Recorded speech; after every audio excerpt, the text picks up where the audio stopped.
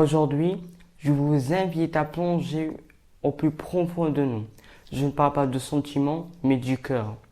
Le cœur joue un rôle très important dans la circulation et du pompage du sang pour alimenter les organes en oxygène. Au repos, le cœur expulse 5 litres de sang, fréquence 60 battements par minute. Comment fonctionne-t-il? Alors on a un peu grossi le trait. Le cœur n'est pas plus grand qu'une poignée d'une main et mesure que 14 à 16 cm et pèse que 250 à 300 grammes. Alors revenons. Comment fonctionne le cœur? Le sang en provenance du poumon, donc riche en oxygène, passe dans une première cavité, l'oreillette gauche, qui se contracte et envoie le sang au ventricule gauche, qui se contracte à son tour et envoie le sang aux organes. Après qu'il a été alimenté, les organes en oxygène, après qu'il a été alimenté en oxygène, le sang revient, riche en CO2, passe dans une première cavité, l'oreillette, cette fois-ci l'oreillette droite, qui se contracte et envoie le sang au ventricule droit, qui se contracte à son tour et envoie le sang au poumon. On parle toujours d'arrêt cardiaque et qui le cause. Généralement, un arrêt cardiaque est dû à un infarctus du myocarde. Qu'est-ce que c'est? Autour du cœur, il y a ce qu'on appelle une artère coronaire, puisqu'il fait une couronne autour du cœur. L'infarctus du myocarde est dû à un bouchement d'une de ces artères. Donc, puis, le cœur n'est plus alimenté en oxygène, puis meurt.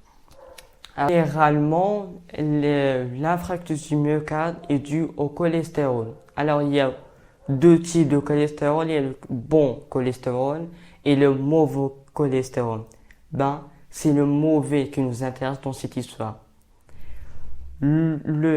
Quand il passe dans les vaisseaux sanguins, le système immunitaire se défend et emploie une grande armée pour lutter contre ce envahisseur, ce qui bouche mais un peu le trou. Après des attaques, toutes ces matières deviennent un caillou qui, fatalement, bouche l'artère ou les vaisseaux sanguins. Alors, il y a une autre cause d'arrêt cardiaque, celle de l'hydrocution. Alors, c'est quoi l'hydrocution? Je vous donne un exemple. Quand vous restez bronzé dans la plage, et il fait 30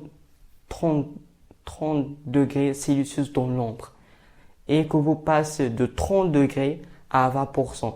Et c'est ça l'hydrocution. D'une chaleur intense à un froid. Alors, en temps normal, quand il fait chaud, l'organisme essaie de maintenir sa température corporelle, c'est de 37 degrés. Gaz, donc quand l'organisme observe une hausse, il commence à transpirer, il y a la vasodilatation, les vaisseaux sanguins se dilatent. Quand il observe une baisse de température, l'organisme se frissonne et les vaisseaux sanguins se contractent et deviennent tout petits. Alors le danger de passer du chaud au froid, c'est que les vaisseaux sanguins se contractent brutalement. Le sang pompe, tout le sang revient au cœur. Le cœur subit une grande pression et parfois il arrête de marcher. Et ceci, c'est l'hydrocution. Et parfois, parfois le cœur meurt. Alors, à bientôt, à bientôt la semaine prochaine, encore dans la série de sciences, ça va par semaine.